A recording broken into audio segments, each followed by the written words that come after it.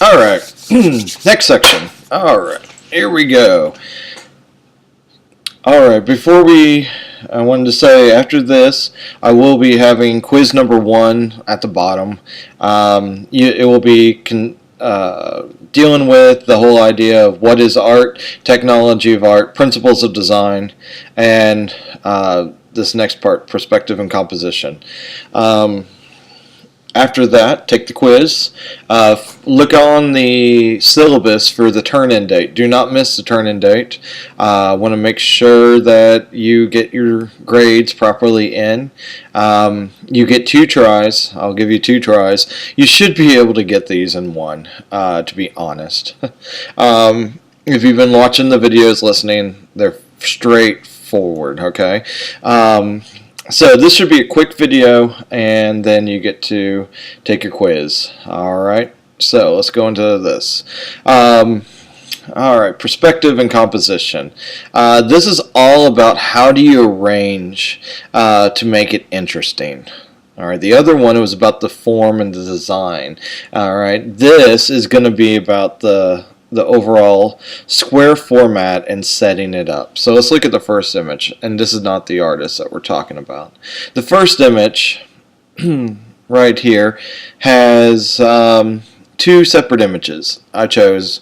They're very basic, something that you might see at maybe a world market on the left, and then the other one you might see at probably like a fan place, like if you're a sports fan, where they have fan signed autographs and rememberable stuff. I can't talk, but if you like the one on the left, yeah, like Pier 1 and those kinds of things that you might see in those shops. Now, this is where I come out and talking about how do you fill a rectangle. Look at the rectangles. They're exactly the same size. But notice in the left one versus the right one, there is more objects in the right one than there is in the left, okay? And this is where it comes to be for when you're an artist, and I talk to artists all the time about this that are going into undergrad and graduate level.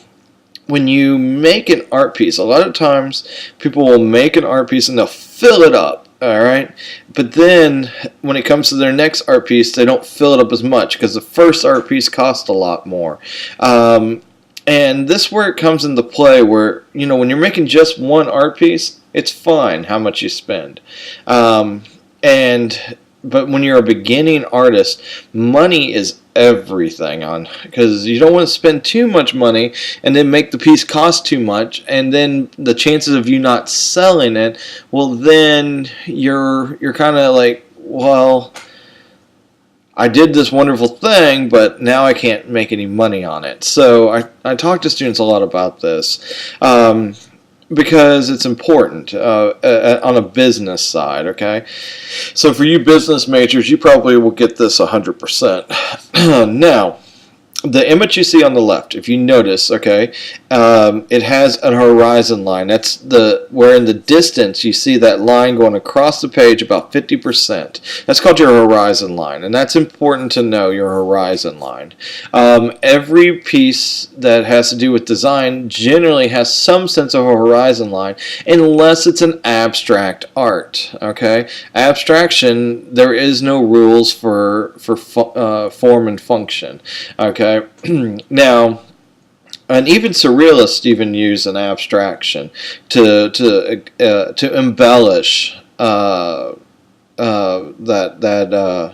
horizon line. So they still use a horizon line. So even a surrealist that pushes and pulls and makes it unrealistic still wants to have some reality too. So we'll get into that when we get into the surrealist group. Now, if you look, okay, so I would say that the blue lines at the bottom, the little white objects, I think those are tigers, maybe, I don't know. I just chose a random image. It made sense for this piece. and then it has a little bit of looks like a guy that's looking in a telescope. Okay, a little tiny square rectangle. All right, and then it has like a pretty park scene. Okay, so when I look at that, that's four separate objects. All right, and then they put these lines in there, which makes it come to the background, foreground, and middle ground just by adding lines and elements there. Okay, they only use four products, frame those in, and then put an interesting design. Versus the piece that you see over here with Elvis. Okay, this is a really kind of a nice little picture frame box. And you go to Hobby Lobby, they have these like crazy, and they do charge a good amount for them, and they are nice. If you have these and you like these, great. There's nothing wrong with them. Okay, I'm just trying to give you an idea on the selling aspect. So here we have 16 objects. All right, now if you were to take these 16 objects and put the background with a sense of a design that pushes and pulls, you could have used less objects. You could have done half of that and still gotten two pieces and still charged the same price. Does that make sense? So that's what this is about. It's about taking less objects and still charging the same. All right? And so yes, it's aesthetically pleasing to have that many objects, but do you need it?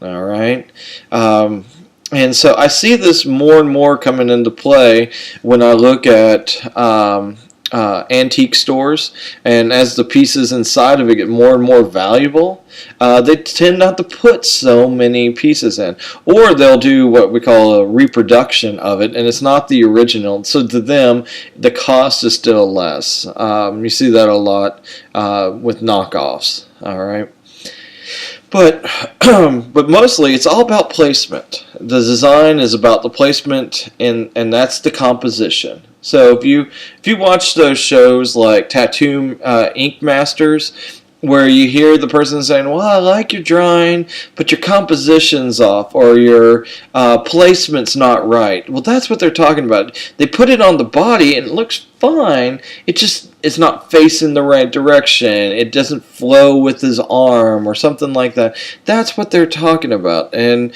if you've never watched those shows, they actually do a pretty good job on the critiques. I feel that they're pretty fair amongst each person doing it, and it's kind of a good analysis. And I always tell students, if you want to see how I grade when I'm grading an artist's work, that's kind of what I go off of. Is like, how's the contrast? How rich is it?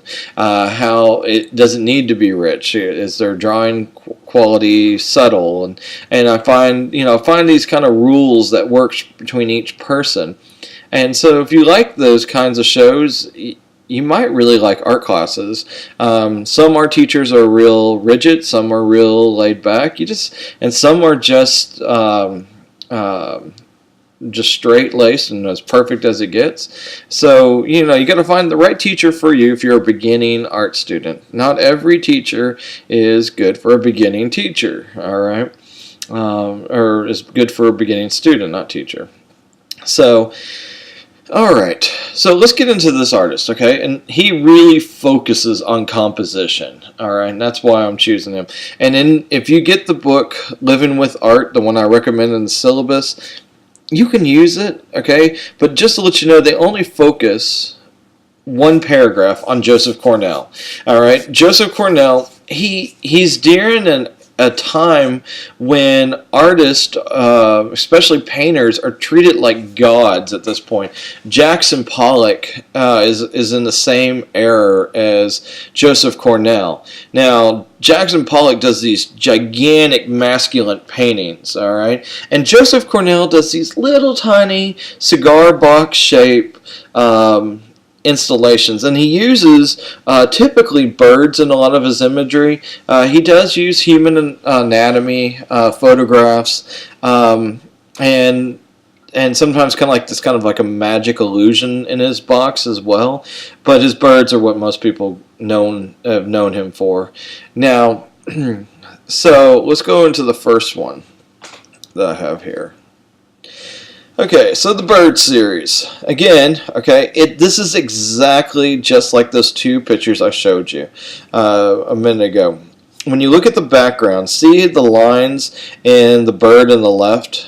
All right, this right here shows the bird coming to the foreground. All right, it gives a placement, and when you don't add anything to the background, you just keep it white, it becomes what we call abstract, stagnant, almost very scientific sometimes. If you're looking at like people that like to collect bugs and butterflies, and they pin them in a little case, it kind of has that feel. So he wants them not to feel like they've been kind of taxidermied. He wants them to feel real. Okay, so that's one of the keys about this pieces I'm going to talk about is the realism and have empathy for these birds. So there's going to be three sections that I want you to focus on.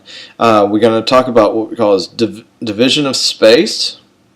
Okay, we're going to be talking about the empathy on the birds, and we're going to be talking about the gameplay. Okay, these are three avenues where he wants the viewer to see that the division of the space illustrates where he wants you to see. The empathy is having a feeling for this paper bird, and then the second and the third one is the gameplay. Is it a game that he's playing with you? All right, so write those three things down if you haven't already. All right, now when you look at this, the first box, okay, has these little tiny drawers. Now I know it's one of those things when you see a drawer, do you want to open it up? Some artists will let you look into little drawers like that. This artist, these boxes are so delicate now. They're almost 100 years old, and when museums have them out, they tend to keep them in glass cases so you can't open up the drawers. But at one point, yes, you could have opened up the drawers, and it would have little memorable spices, maybe seeds, that will illustrate the bird's lifestyle. This little bird's perched on a little branch and has a little food bowl in there, and you can tell he's been eating the food bowl. You see all that debris on the corner at the floor, and so this makes me think they most likely had birds in his studio. He was a fan of birds. Some people are, some people aren't. You might like birds, you might not. Now, when you look at division of space with this one bird on the left, notice the square that's the largest. It should be the bird, okay? And then you look on the left and the right and the bottom, okay? What is he thinking about? Well, his division of space is all dealing with the same kind of space that you think about when you look at a website or a newspaper or even a magazine, where the main center, the main focus is the image you're looking at, okay? So People Magazine does this all the time, where you have a cover of an image, and then you have the title above it, and then you have little subtext on the left and the right side about what's in the magazine. That's what he's doing. He's doing the same thing in art with the formula of what magazines do. Now, let's hop over to the next piece. Now, this next one has a very scientific kind of feel. It almost looks like something you would see, and if you're old like me, you might remember the World Encyclopedia Britannica books. They're the gold books. That's what I used when I would have to do my research. We didn't have Google. What a luxury that is. And I'm not that old. But when you look at this, okay, when I look in those books, you would see these kind of layouts of different varieties of birds, and that's what he's kind of taking it from. So we have, some, I can't think of the name of those birds, but there's definitely a toucan, there's a macaw, that's what that is. And so, and then down at the bottom, I want you to look, there's a little stump, okay, where there's a bird perched on it, a little, not a toucan, but I can't think of the name of the bird right now. Sorry. But notice, okay, and you might have to kind of look at the screen a little close up and see that there's a crack in the glass. All right, and then there's a little bit of red paint put on the bird and on the background. And what is he doing? Well, obviously the glass got cracked, and the bird inside got hurt, is what he's trying. Now, did the bird really get hurt? No, it's made out of paper. So a lot of people think that he accidentally broke this frame right before a gallery opening, and when he was installing it, and then quickly pulled out some paint and brushed it on. I think he kind of thought about this piece a little bit more, because it's not really constructed really strong, and I think he wanted you to feel empathy for one of these birds that are very stagnant. So I think it was intentional. Some people think it was an accidental piece, and then he just kind of made it. I'll let you be the judge on that. Now let's go to the next piece.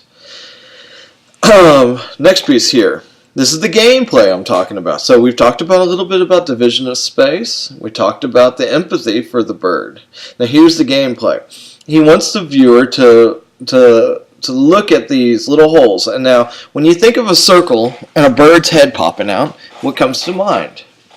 Well, a lot of students, when I give them that option, they think of a birdhouse, and that's where I want to go with this conversation. So a little birdhouse hole, okay, where the bird can stick their head out and look out and see what's going on before it ventures out. And usually they form their nest inside those holes and raise a family. All right. So that's what he's having a little fun with the viewer with this game stock card. It's kind of like a hangman kind of a game. Now, but notice at the bottom row of circles, there's eyes looking at you. Anytime an art piece has an eyeball or someone looking at you, it causes a sense of what we call tension. All right, and we're going to be talking about this work, looking at you, when we get in the next section on color theory. And so when we get to that point about looking and tension, you'll see what I'm talking about. But this is also another thing. Think about this. I'm a people-watching kind of person.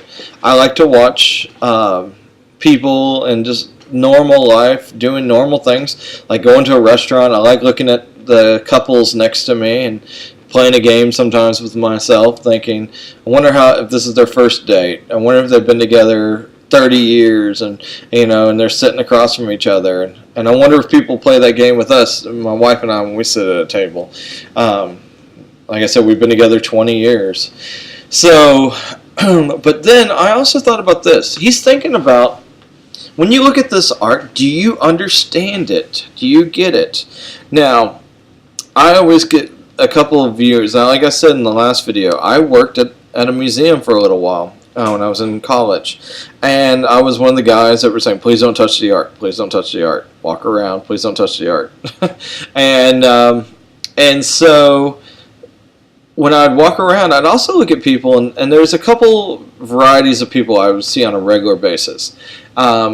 You would have the one person who kind of knew the art, and how would I know this? How they'd understand the art, and they would either kind of be looking at it, stroking their beard, if you want to go with like an old man, kind of like, oh, I see, I understand.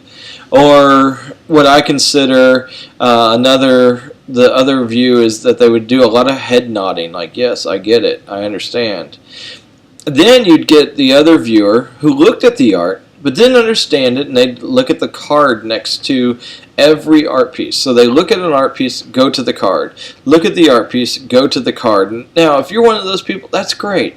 What you're doing is you're educating yourself on the spot. You're looking at this thing, and you like it enough to read the paragraph about the art piece.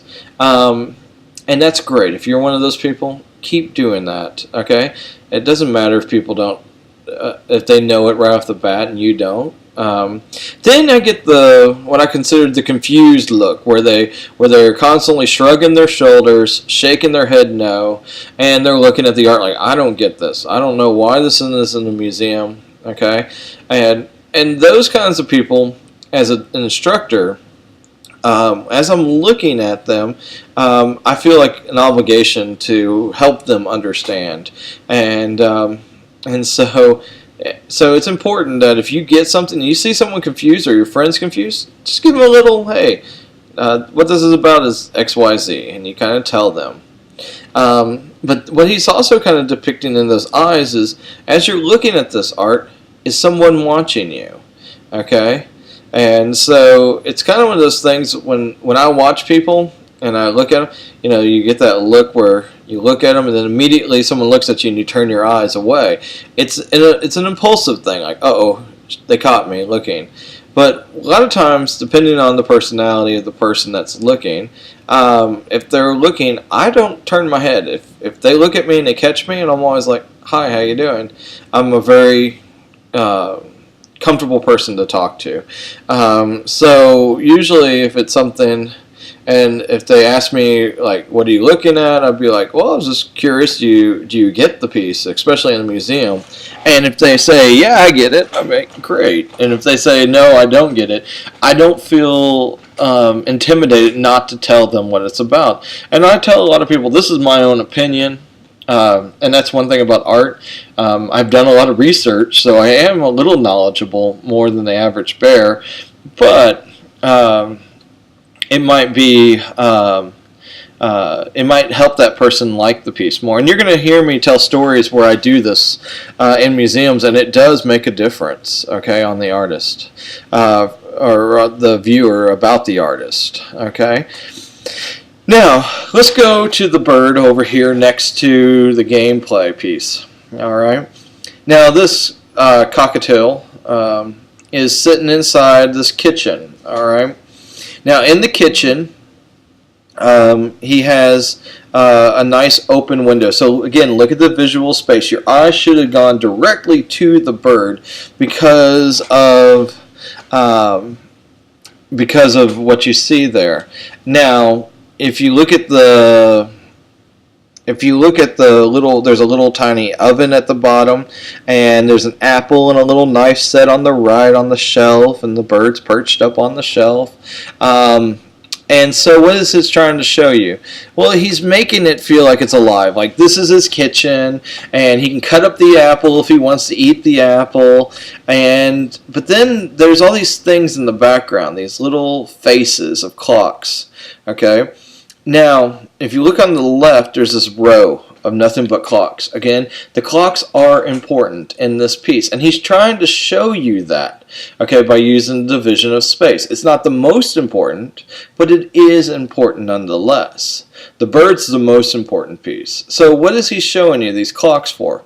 Well, first of all, none of the clocks have arms on it. None of them have hands that you can see, okay, to tell you what time it is. So basically he's saying that this bird has all the time in the world because it's never leaving this box, okay? And the truth is, that's true because it's paper. It's not real. But in the same avenue, we kind of feel that it has a moment of reality in it. And it's just a game. It's not meant to be serious. And that's what's so fun about his artwork. And like I said, your book only focuses one paragraph on him. And I just don't think, that's fair. Now, the piece that's in the Living with Art book is the image on the left. And the title of this piece is called Hotel Eden. Now, Hotel Eden, when you look at it, okay, look for the big square. It's focused on the bird again, okay, and he's intentionally doing this, okay. Now, but again, if the art piece has the title in it, will I use it in probably a quiz? Most likely. Okay, and above that little bird, there's a little like poster, okay, and it's kind of splattered out with white paint saying Hotel Eden, okay, in the top, all right, next to the bird's head. Now, if you look at the bird, he has a little water feature, okay, you can get his vitamins and water, Okay, and then you have a square next to it. Okay, and if you notice, those little squares are kind of like what you would think a prisoner would have, like if they're in jail, and they're marking on the wall how many days they've been inside the box or inside the prison. So that's what the bird's doing. Okay, and then here this bird is getting exercise, so he's pulling this little cord, which makes this ball move up and down. Now, does it really move up and down? No, it does not move at all. Okay? But as a viewer, it allows your imagination to see that and take that in. So this piece has almost everything in it. It has the visual division of space. It has the empathy for the bird. And it has the gameplay all in one. So it's kind of the home run of all of his pieces. Now, so like I said, this most likely will be in the quiz. All right, I change the quiz every semester, or every class. So sometimes I take them out, sometimes I put them in. Most of the time, I put this piece in for sure. All right. Now the next box. Okay. When you look at this box, there is at first glance, there's no bird. Alright, it's solid white. Now we're at an angle and we can kind of see behind that wall that bird is hiding, and there's a little mirror inside there, and the bird's kind of sneaking, looking out. Alright, and what is he doing? Well, he's pretending like he's invisible.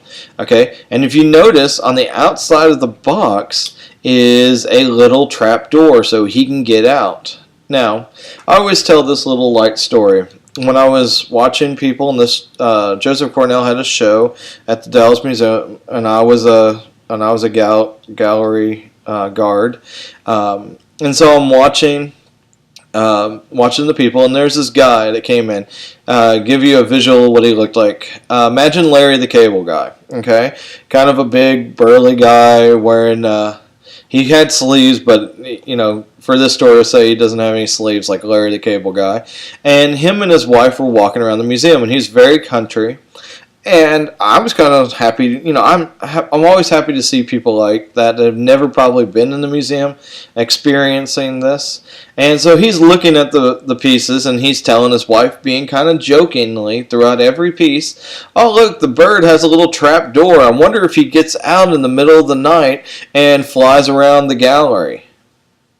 Well, what he's doing right there is he's basically doing exactly what the artist. Now, I know he's trying to be, some people would say he's being a jerk, or some people saying that he's being silly with the art. But to be honest, art can be silly. There's no denying that. And here, he's doing exactly what the artist wanted, but he doesn't know it. And that's what's so fun about this body of work. It allows you to have that feeling, okay? And there's nothing wrong with it. Now, when I told him, I go, "You're doing exactly what the artist wanted you to do." And he immediately was like, "Oh, I'm just being silly. I'm being silly." And I'm like, "Well, okay. It's okay to be silly." And I remember him, when I came up to him, he kind of freaked out thinking that he was going to get in trouble. And I'm like, "No, you're fine." And so that's one thing that kind of concerns me, that people feel like they're going to get in trouble at a museum. The only way you get in trouble is if you touch the art. That's the rule. That's the cardinal rule. Don't touch the art unless it says to touch the art. Okay? So let's go to the next slide. Alright, here we go. So, here's the same kind of bird. I guarantee he had a bird like that in his studio. Now, this bird is the birds there, they're kind of placed in their box, and one wants to get out. The others are just kind of like, all right, I'm stuck here. And so this one, he's thinking of a way out, but not physically out of the box.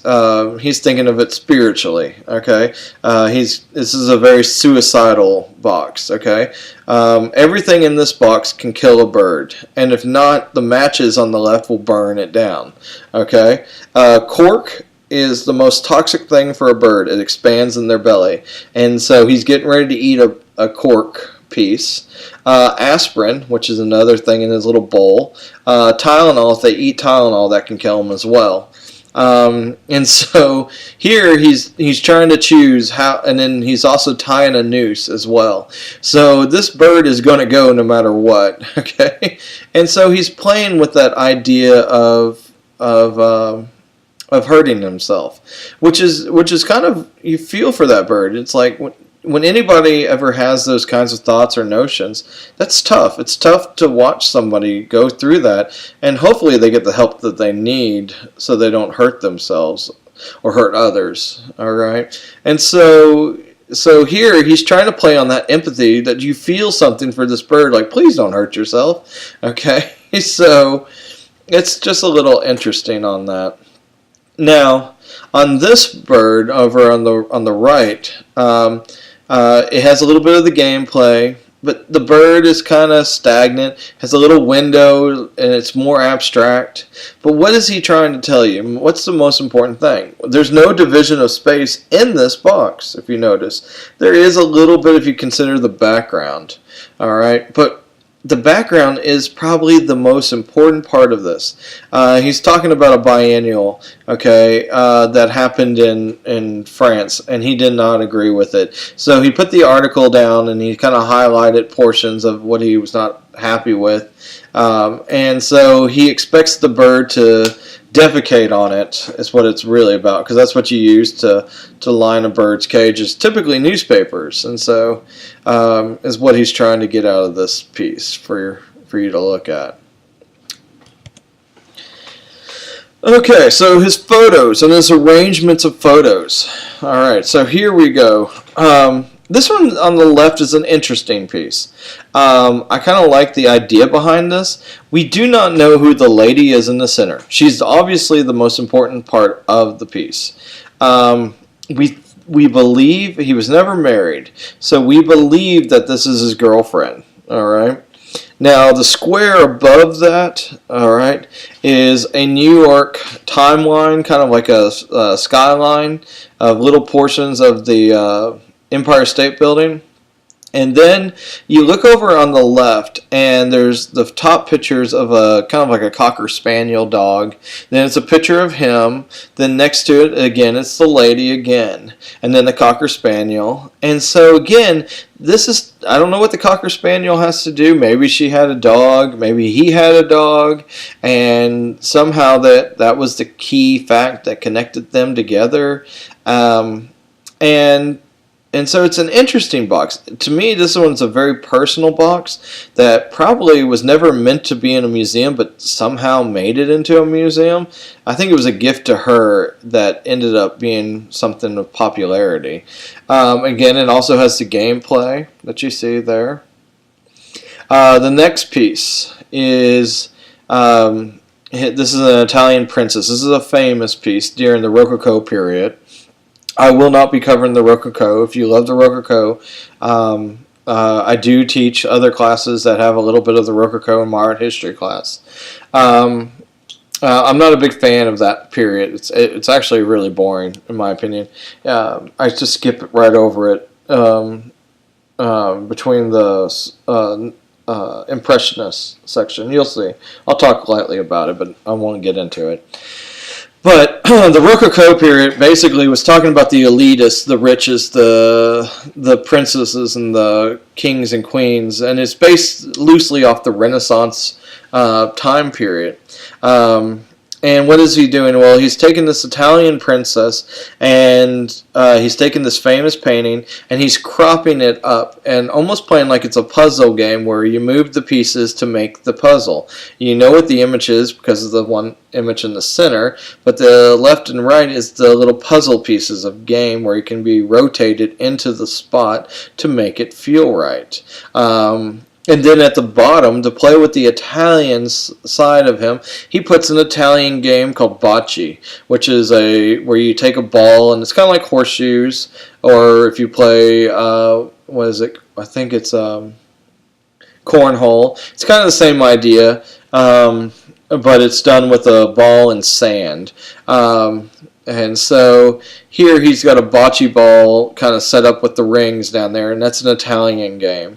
And so he's kind of playing off that Italian heritage in this piece. If you ever do see this work in real life, that glass for the blue is very dark. I was actually quite disappointed. It was actually really kind of hard to see, personally. Now, there's all kinds of boxes that are put out there online of people that love this artist. And so when you Google search Joseph Cornell, you never know what you might find. There's some really neat boxes, and for a while in my class, I used to do an art project where my students would make their own Joseph Cornell box, and there's been some really cool boxes over the years. And this is just one case of that. Then another, who's Joseph Cornell besides the birds and the people? Well, that's the question. We don't know. He was a very private person. He didn't have a lot of journals, and I think that was probably his biggest downfall. Is most people didn't know who Joseph Cornell is. But there's something, I think he liked magic. So if you look at the pieces on the right, it has a very magical kind of, where things are an illusion in some aspects. And then you look at the piece over here on the left where there's a lady on the corner. And his boxes aren't always square. Sometimes they're kind of like books. They unfold and they have trifolds to them. And sometimes they are very cluttered. Not every one is simplistic. But the birds ones are simplistic, and those are what people generally want to see. Now here's the last bit, and I just want to give you guys an idea. If you like Joseph Cornell and you want to make your own stuff like it, feel free. I mean, there's all different types of boxes, and using the idea of division of space can always captivate somebody. And say you like to go outside the box and you want to make something a little unique. I like what this one lady did.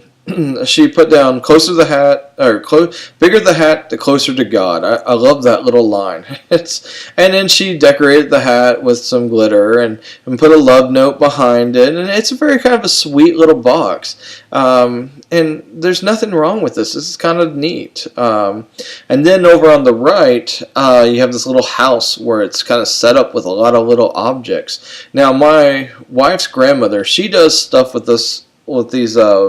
They're called letter type boxes. They use them in printmaking to hold aluminum or lead letters that you can ink up and put text onto a piece of paper. And she uses those boxes, and she always puts little trinkets in the box of each person she knows in the family. And everybody in the family has their own box, and they have their own little name next to the box, and they have their own little stuff in it. And we don't have a lot of family pictures in this hallway. We have all these boxes that run along the wall. And each one of us has our name. And every time anybody goes to the restroom, they look at the box to see, hey, what's in there today? And there's a lot of things. And it's quite neat. And every time she adds something, we always notice. So it's a different way to kind of think about what to do in your house. You might find yourself liking this and wanting to do this in your own life. All right. Well, that's the end of this one. It was hopefully a pretty fast one. So take the quiz now and see how you do. I think you'll do just fine. All right. We'll see you in the next video.